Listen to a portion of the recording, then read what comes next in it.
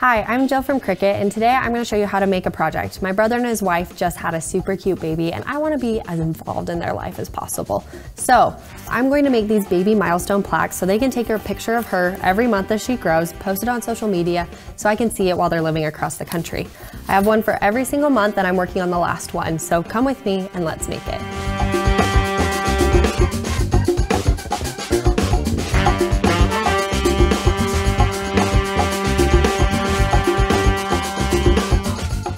To make this project, what you'll need are a few wooden blanks. I just got these at my local craft store.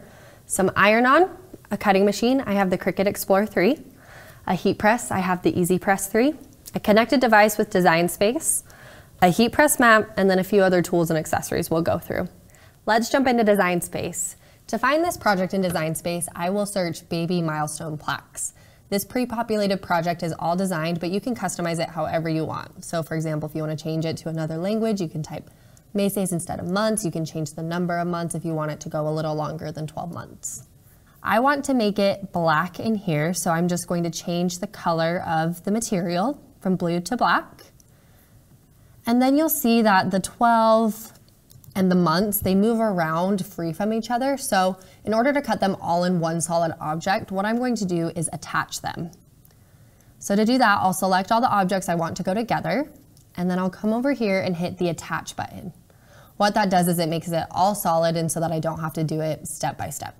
Perfect. Now that I have that all set, I'm going to hit make it. Before we move over to the machine, I'm going to make sure that the load type is correct. I'm using Smart Materials, so I don't need a mat. Super helpful, takes an extra step out, so I'll select without a mat. And then since I'm using iron-on, I will hit the mirror button here. What that does is it'll flip the project, and so it cuts out backwards. However, when I use the heat press, it transfers the correct direction. So months doesn't look backwards. That looks all good to go, so I'm gonna send it over to the machine by hitting continue. In materials, I will select that I'm using Smart Iron-On. So with iron-on, you're always going to load the shiny side down. I'll hit the load button.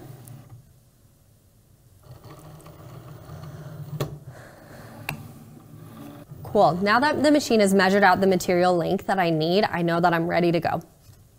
And I'll hit the go button. It's thinking really hard.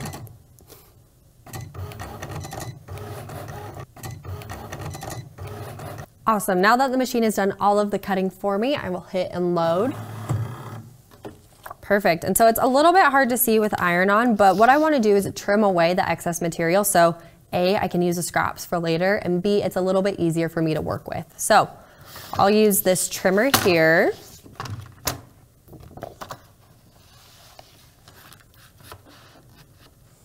Line that up nicely.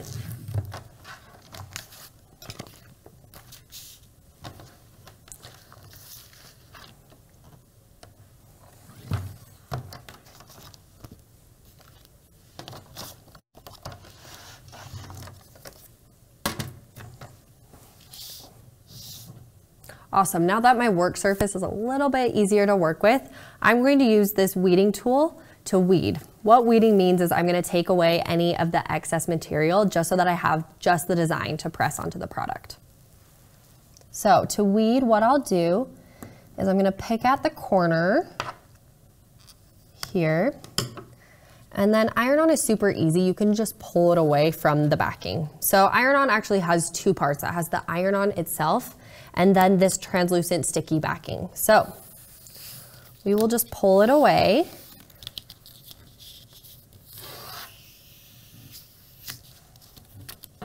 This part is super satisfying. It's my favorite, most therapeutic thing to do.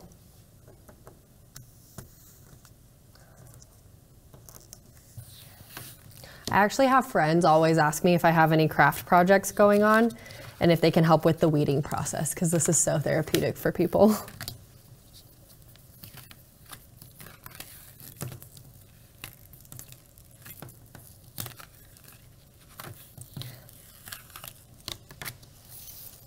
And then I can use the weeding tool to get in some of the areas where it didn't pull out as nicely.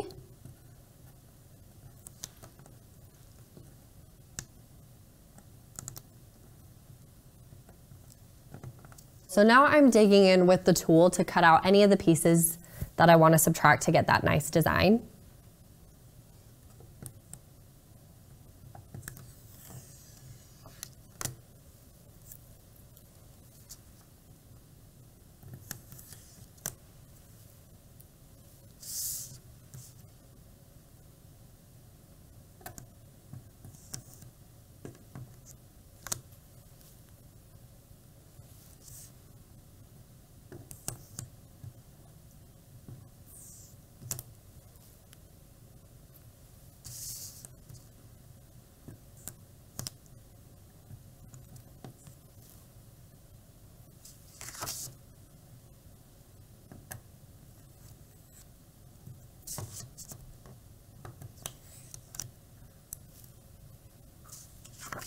Okay, last one. Awesome, now that I've done all of my weeding, I'll show you what the finished product will look like before we press it. So, since we did the mirror function, you'll see that it looks correct to you. However, I'm seeing it backwards. So that's why it's super important to use the mirror function in Design Space before you cut. Now that I have my design all ready to go, I'm gonna move over to the heat press.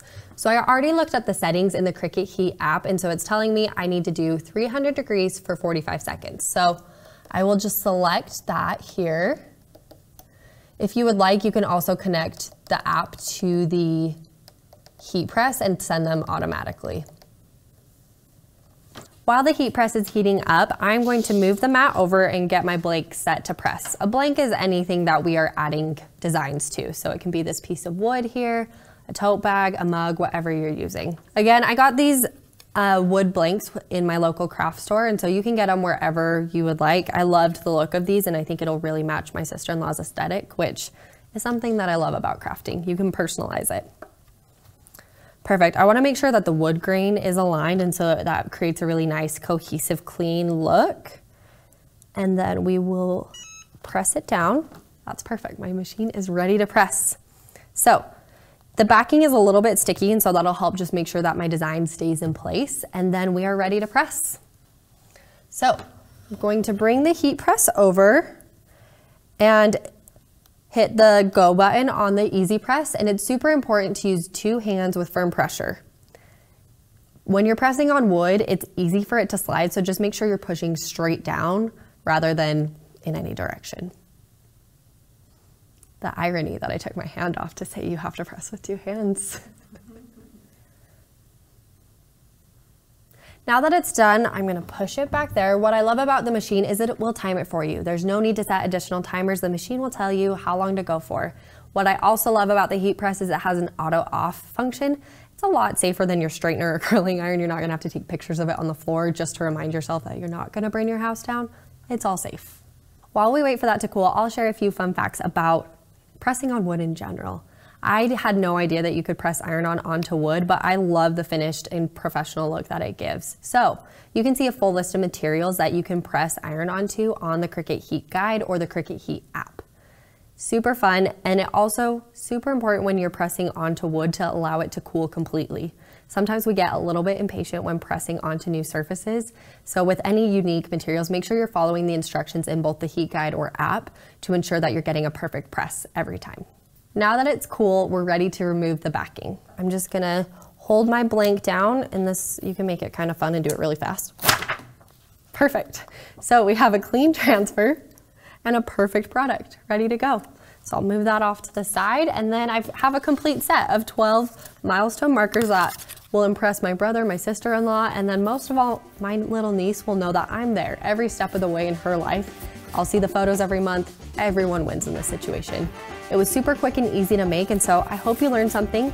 If you want to make more like this, check out our YouTube channel and you can learn more crafts step by step.